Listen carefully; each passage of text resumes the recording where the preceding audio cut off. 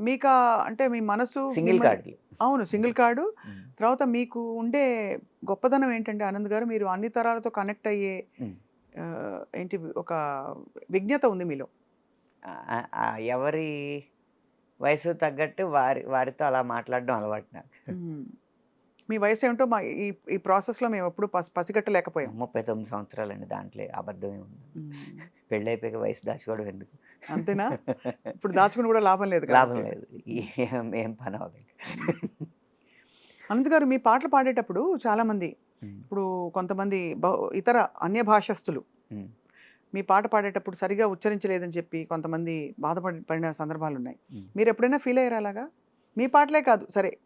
నేననేది 'సిద్ అంటే శ్రీరామ్' గారు కావచ్చు. మన భాష గాయకులు పాడినప్పుడు ఆదరించే మనసున్న వాళ్ళే అన్య భాష బా గాయకులు పాడినప్పుడు విమర్శించే అర్హత ఉన్నవారని నా ఉద్దేశం. అందరూ తెలుగువారి చేత పాడిస్తుంటే మరి ఆదరించట్లేదు. ఆదరించట్లేదా ఇంకా గూడా? ఆదరించట్లేదు. కొత్త గొంతు కావాలి. ఒక పదాన్ని కొంచెం తప్పుగా పలికితేనే కొత్తగా భావిస్తున్నారు. హ్మ్.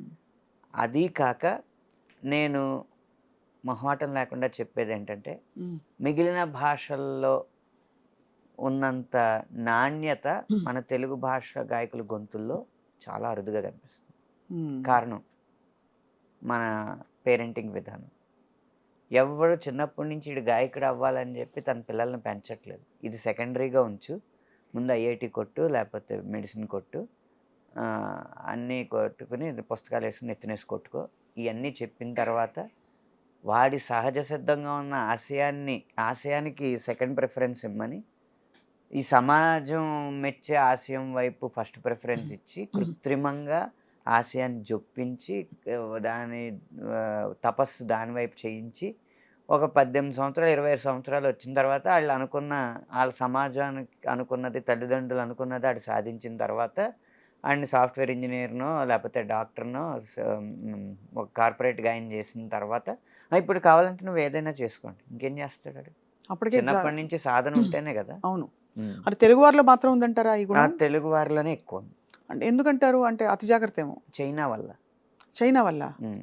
ఒక సంస్థ పేరు చెయ్యితో స్టార్ట్ అవుద్ది. ఒక సంస్థ పేరు నాతో స్టార్ట్ అవుద్ది. ఆళ్ళు ఓహో! టీవీలో ఊదరగొట్టే ర్యాంకుల ఇది వల్ల అది మీరు ఆహ్, అన్ని చూపిస్తేనే మాకర్థమవుతుంది. హ్మ్. 1, 2, అదేలే 5 అలాగేనా? ఈసారి ఐఐటీ కాంపిటీషన్‌లో వరుసగా 1, 1, 1, 2, 2, 2, 5, 6, 7, 7, 7 ఇలా 10 లోపు 100 ర్యాంకులు సాధించిన సంస్థ మా అయిపోయింది. అయిపోయింది. అమ్మ బాబోయ్! ఈ చానా విషయం గమనించారు మీరు. అంటే హ్మ్. ఎంత ఈ పెద్ద ఈ విషయం మరి అంత చెప్పారు. ఊదరగొట్టేస్తుంటే మావోడు అందులోకెళ్ళిపోవాలి, మావోడు కొట్టేయాలి, మావోడికి కట్నం వచ్చేయాలి. ఇదే గదా! అవును. మా అమ్మాయే ఎళ్ళిపోవాలి, మా అమ్మాయి మెడిసిన్ కొట్టేయాలి, మంచి ర్యాంక్ కొట్టేయాలి, తక్కువ కట్నం ఇచ్చుకోవాలి. హ్మ్. ఈ ఇదితో వెళ్తున్నప్పుడు ఎలా కుదురుతదండి? ఇప్పటికే ఆ జబ్బు పోలేదు. పోనీ సింగి సింగర్‌ని చేద్దాం అనుకున్న తల్లిదండ్రులైనా దేన్ని చూసి ఇన్‌స్పైర్ అవుతున్నారు? రియాలిటీ షోస్‌ని జూసి ఆల్రెడీ వచ్చేసిన సినిమా పాటని ఎవరో అమ్మాయో, అబ్బాయో పాడితే దానికి నుంచుని చప్పట్లు తప్పట్లు కొట్టేసారు. కొడుతుంటే, నువ్వు కూడా అలా కొట్టించుకోవాలని జెప్పి ఆ సినిమా పాటలు ప్రాక్టీస్ చేస్తున్నారు. సాధన లేదంటారు.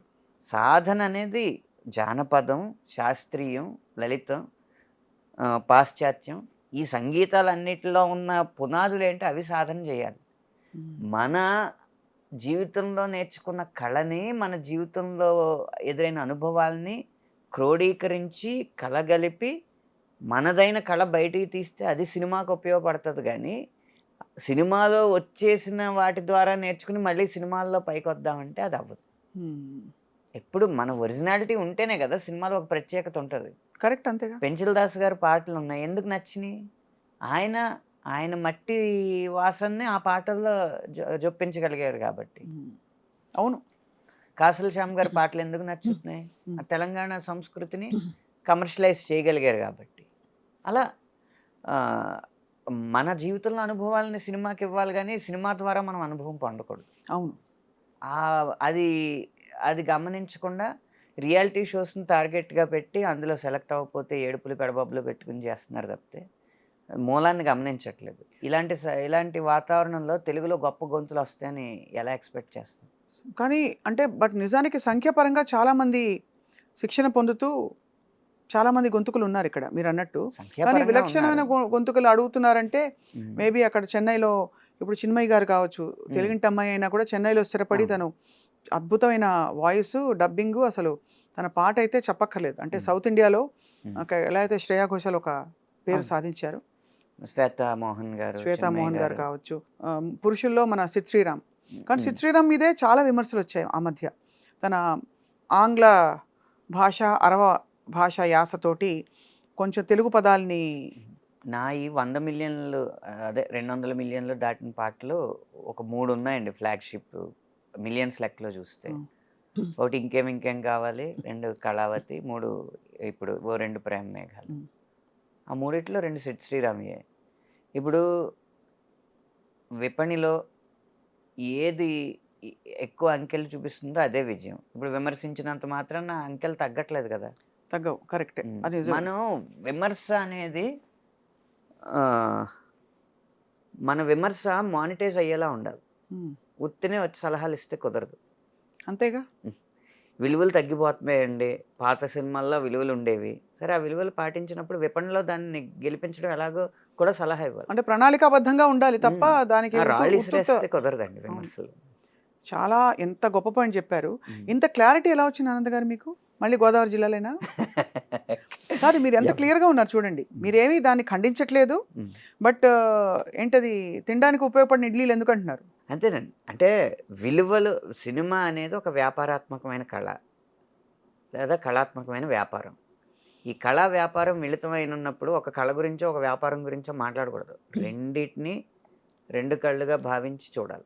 కడుపు నింపని కళలెందుకు తనకు మాలిన ధర్మమెందుకు ఎందుకు? అంతేనా? అంతే కదండీ! హ్మ్. ఏదైనా ఉంటదండి. ఇప్పుడు 'శంకర్ మహాదేవన్' గారి సాధన ఎంత గొప్ప సాధనది. ఆయనేమి శాస్త్రీయ సంగీతాన్ని ఆహ్, ఎక్కడో కప్పేసి పాశ్చాత్య సంగీతం వైపో, లేకపోతే చౌక సంగీతం వైపో వెళ్ళలేదు గదా! ఆ శాస్త్రీయ సంగీతానికి వ్యాపార దృక్పథం ఎలా జోడించాలనేది నేర్చుకున్నారు. హ్మ్. అందుకే ఆయన పాటలు హిట్ అయినాయి. ఆయన గొంతు హిట్ అయింది. హ్మ్. కరెక్ట్.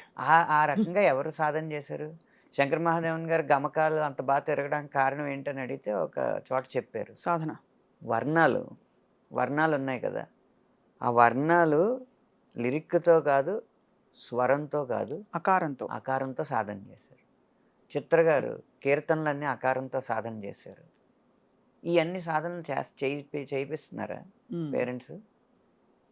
రియాలిటీ షోల వైపు చూస్తున్నారా? చైనా వైపు ఎళ్తున్నారా?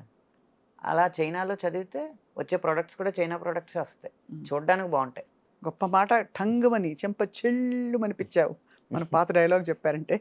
బట్ ఆనంద్ గారు గాయకులకి ఇన్ని సాధనలుంటాయి కదా! హ్మ్. గేయ రచయితలకి ఏముంటాయి సాధనలు? అంటే గా మిమ్మల్ని మీరు నిత్యం నేర్చుకోవడానికి లేదు మీ వొకాబులరీ కావచ్చు, గా ఇంకోటి కావచ్చు. గాయకుడికి నిజంగా కఠోర సాధన చేస్తే ఒక 6 సంవత్సరాల్లో అప్పటిదాకా మామూలుగా పాడని వ్యక్తి కూడా ఒక 6, 7 సంవత్సరాల్లో గాయకుడవ్వచ్చు. హ్మ్. రచయితకు కూడా సాధన ఉంటది. అది కూడా పుట్టుకతో వచ్చేదేం కాదు. కాకపోతే ఆ 6 కాదు 15 సంవత్సరాలు పడతది. హ్మ్. ఒకటి మౌలికమైన విషయాలు తెలుసుకోవాలి. ఏంటి పాటంటే? ఫస్ట్ కవిత ఏంటి? లోపల ఆలోచన, భావాన్ని ఆలోచనగా, ఆలోచనని పదంగా, పదాన్ని వాక్యంగా మార్చడం. వచ్చిన భావాన్ని. అలా వాక్యంగా మార్చిన దాన్ని లయబద్ధంగా చేయడం పాట. అంతే కదా! ఇప్పుడు భావం ఎలా ఉండాలి? భావం భావం మనకి ఎగ్జాంపుల్ చెప్తారు కదా! కాళిదాసు కాలంలో భోజరాజు మంచి శ్లోకం చెప్తే మంచి కానుకలిస్తాడంట అని చెప్పి ఒకాయన ఒక పేద బ్రాహ్మణుడెవరో పండితుడు, గొప్ప పండితుడే. బ్రాహ్మణుడెవరో వెళ్ళి ఆహ్, ఒక సత్రం దగ్గర ఒక లైన్ రాసుకుంటాడంట. దాని అర్థం ఏంటంటే భోజనం దేహి రాజేంద్ర అని మొదలవుద్ది.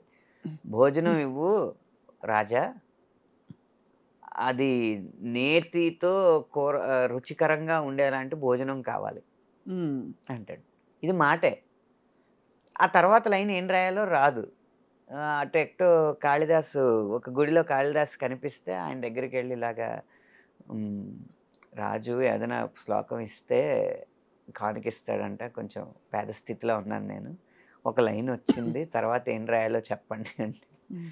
ఆయన చూసి భోజనం దేహి రాజేంద్ర నేతితో కూడిన భోజనం కావాలి అని చెప్పి మొదటి పాదం పూర్తయిన తర్వాత రెండవ పాదం ఆయన పూరించిస్తాడు. ఏంటంటే అది శరత్చంద్ర చంద్రికా ధవళ దది మాహిషంతు శరత్చంద్ర చంద్రికా ధవళ దది. అంటే దది పెరుగు, ధవళ తెల్లని పెరుగు, చంద్రిక వెన్నెల్లాంటి తెల్లని పెరుగు, శరత్చంద్ర చంద్ర చంద్రిక చందమామ యొక్క వెన్నెల్లాంటి తెల్లని పెరుగు, హ్మ్. శరత్చంద్ర శరత్ కాల ఋతువులో ఉన్న చందమామ లాంటి చందమామ వెన్నెల వెన్నెల్లాంటి లాంటి. తెల్లని పెరుగు. అది దేనిది? ఆవుది కాదు, మాహిషంతు. గేదెది కావాలి. హ్మ్. ఎందుకంటే ఆవు పెరుగు కొంచెం ఎంతో కొంత పసుపు పల్చ రంగులో ఉంటది. అవును. కరెక్ట్. కాబట్టి అలాంటి పెరుగుతో ముగించాలి భోజనం అని చెప్పి కింద ముగిస్తాడనమాట. ఇది కవిత్వం అవుద్ది. పైది వాక్యం అవుద్ది. ఎప్పుడైనా ఒక ఉపమానం హ్మ్. ఒక ఉపమానం ఉండాలి. ఆ భావానికి తగ్గట్టుగా పదాలు ఎంచుకోవాలనమాట. అలా కవిత్వం పుట్టిన తర్వాత దాన్ని లయబద్ధంగా ఎలా పెట్టాలి? ఇప్పుడు 'శరత్చంద్ర చంద్రిక ధవళదది' మీరు ఆది తాళంలో పాడండి దాన్ని. శరత్చంద్ర చంద్రిక ధవళ శరత్చంద్ర చంద్రిక ధవళదది అదొక ఒక అదొక పాదం పద్ధతి. అవుద్ది. ఒక అప్పుడు తనన్నాన తాననా తనననన అది ట్యూన్ అవుద్ది. కింద పూరించుకోవాలి దాన్ని. హ్మ్. ఇంకో ఇంకో దాంతో. హ్మ్. అలా ఆ ప్రక్రియని నెమ్మదిగా నేర్చుకుంటూ సాధన చేస్తే హ్మ్. మన భావాన్ని ఆలోచనగా, ఆలోచనని వాక్యంగా, వాక్యాన్ని లయబద్ధంగా, ఆ లయని కావాల్సిన నడకలో ఆది తాళమా, ఖండమా, మిశ్రమా కావాల్సిన నడకలో పెట్టడం. ఇప్పుడు ఇలాంటి భావాన్ని ఇంకా కలోక్యల్‌గా చెప్పాలా, ఇంకా రాయల్‌గా చెప్పాలా అన్న పదాల ఎంపిక, హ్మ్. ఈ ఎంపిక జరగాలంటే కలోక్యల్‌గా జరగాలంటే ఎలాంటి జానపద రచనలు చదవాలి? రాయల్‌గా కావాలంటే ఎలాంటి ఉత్కృష్టమైన గ్రంథాలు చదవాలి? అవి పోగు చేసుకుంటా, పోగు చేసుకుంటా హ్మ్. అలా సాగిస్తే పాట రాయడం వస్తది.